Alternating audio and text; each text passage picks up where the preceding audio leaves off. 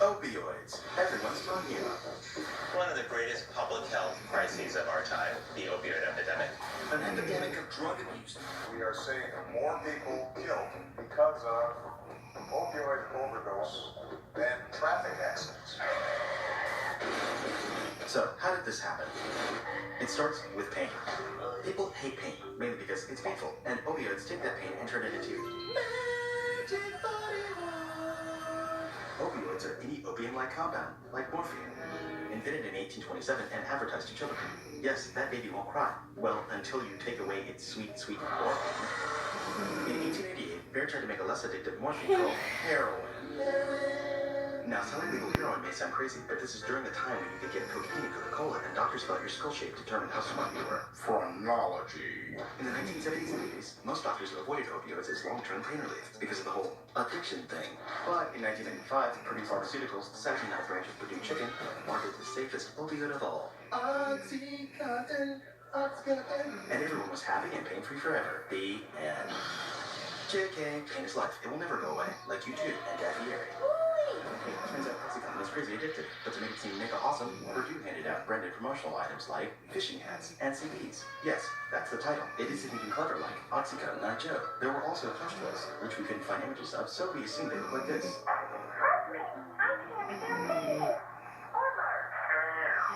And to help ease everyone's fear of addiction, Purdue created videos with super trustworthy dudes. They don't wear out, they go on working, they do not have serious medical side effects. Thank you kindly, Dr. Tough Guy, who was totally not paid to say that. I bet he was paid to say that. A year later, opioid prescriptions struck by 11 million. Those are some Viagra-level numbers. But without the ads that make you think of your parents doing it.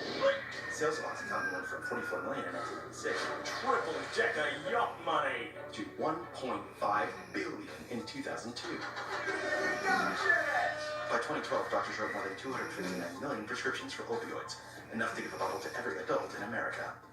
You don't have to be a chain scientist to know that when everyone's got opioids, opioid overdoses are going to skyrocket. More than 165,000 people have died of causes related to painkiller use since 1999, including the men who love to party like it's 1999. Tests show the music icon Prince died of an opioid overdose. That's right, those greedy drug company bastards mother killed Prince. Jesus.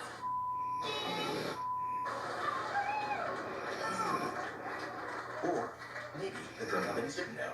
Maybe they were innocent pawns in this game of chance we call life. I'm just playing. Of course they knew. The LA Times reported that Purdue marketed Oxycontin as a 12-hour drug when they do it often only work for 8, leading patients to experience withdrawal and higher, more dangerous doses, which means we were lied to by kindly CD hat doctor type guy. They do not have serious medical side effects. What the dude? They hid the evidence of illegal oxy rings, and in 2007, they lost a $635 million lawsuit.